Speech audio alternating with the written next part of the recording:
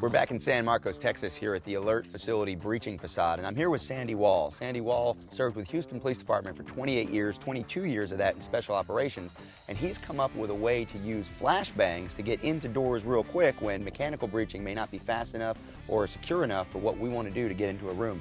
Tell me about your system.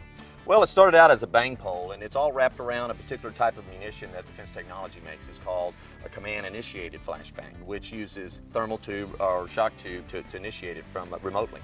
And I started out as just a bang pole so that it could breach a window, import a distraction device for SWAT teams that needed to create that that kind of situation for a first or second story. And then I went ahead and added a particular implement that breaches windows for break and rake, and can also import OC chemical if you need to do that. And then the third implement, which is the one we'll feature today, we call the DoorKey.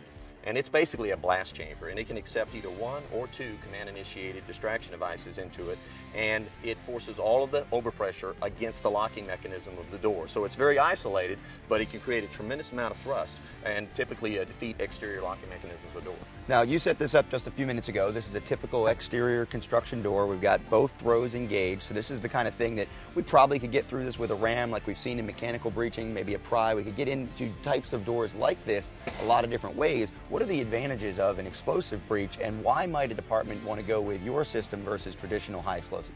Well, obviously, not only to breach the door, but it's the shock effect of it happening, you know, and which is an advantage.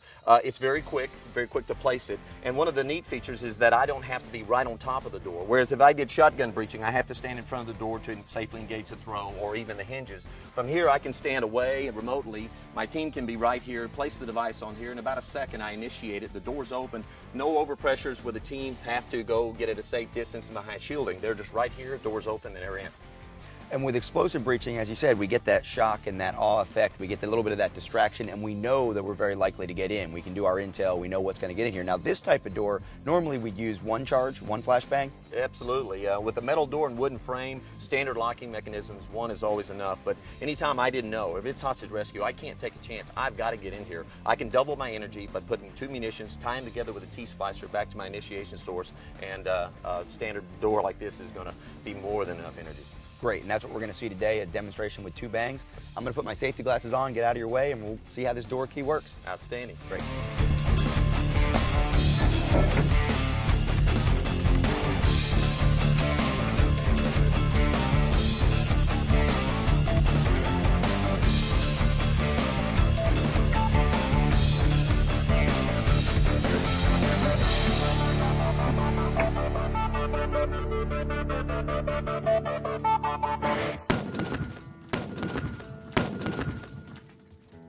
Really impressive.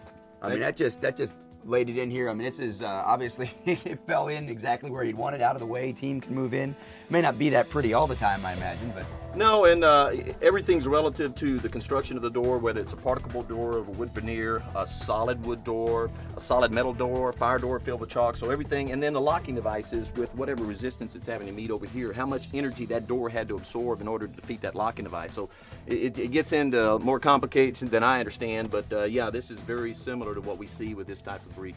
Well, this is great. I mean, obviously it defeated the mechanism which holds the door to the wall. The throws and the lock is still intact here. That doesn't matter once that wood split out. And of course, we lost some of the wood here on the back side as well, which is what allowed the door to just sit here, and the team can make entry. Really impressive. Well, Sandy, I certainly appreciate your years of service with the police work.